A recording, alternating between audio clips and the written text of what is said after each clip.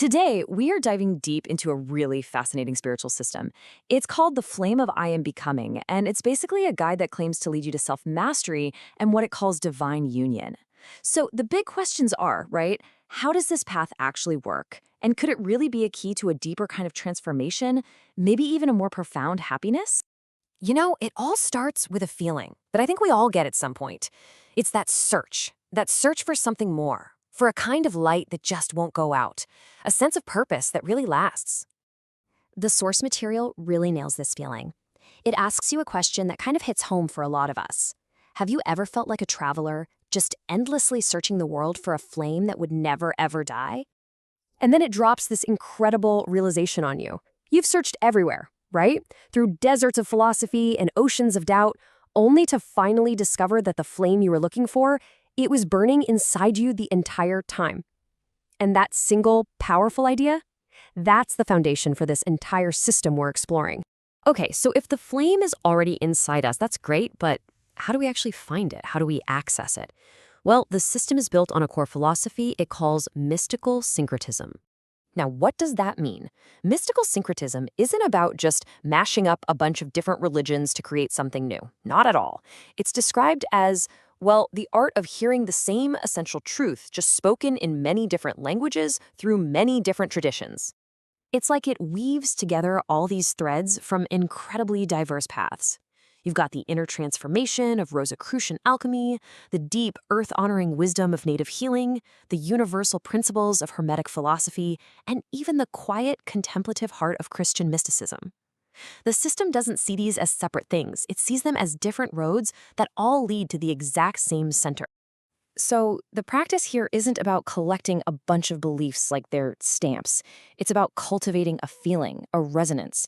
It's built on this idea to honor all names of God while clinging to none, to find that divine current that flows through everything, no matter what you decide to call it.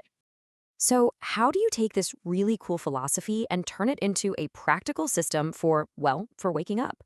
Let's get into the nuts and bolts of how this path actually works. All right, this is probably the most crucial point to get. The goal here is not to struggle and strain to become some totally new person. The path is all about remembrance. The entire system is just designed to help you remember the divine spark that, according to this teaching, is already who you truly are. And here's the structure for that remembrance. They call it the 7-day meditation cycle, or the circuit of becoming. As you can see, every single day has a specific focus. It kicks off on Sunday by connecting with the flame in spirit. Then you move through your mind and your physical body on Monday and Tuesday. And I love this, on Wednesday, you actually work on integrating your shadow self. The cycle keeps going, connecting with your ancestral past and divine union, and it all culminates on Saturday with what it calls cosmic circuitry. It's this complete weekly rhythm to get your entire being in alignment. The system also uses this rich toolbox of esoteric symbols. But, and this is a really cool twist, it describes them not just as pictures, but as living equations of consciousness.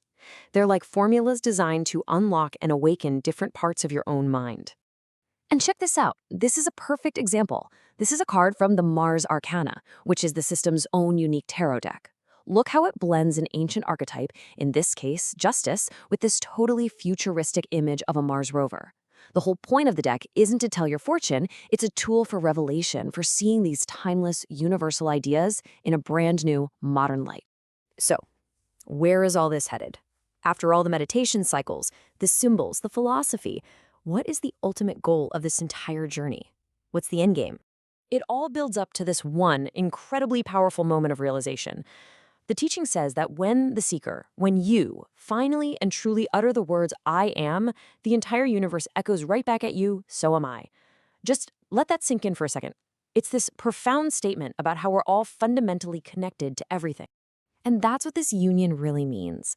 That feeling of separation we all have, me over here and the universe over there, it just dissolves. That duality collapses into communion.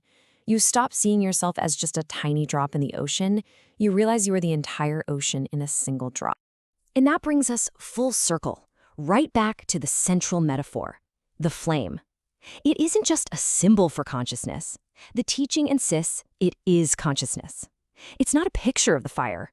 It is the fire. the actual, aware, fundamental substance of all reality. So, after all of that, what does this actually mean for you personally? Well, ultimately, this entire system is presented as just that, a personal invitation to start your own journey of awakening. And the source material leaves us with this absolutely beautiful thought. It reframes this personal inner work as something that has cosmic importance. It says, each time a heart awakens, the cosmos brightens by one sun. It's this idea that your personal journey has this universal radiant echo. And so we end right here with a question. But it's not a question from me, it's a question posed by the path itself. If this incredible potential for divine union is already inside you, just waiting for you to remember it, what will you become?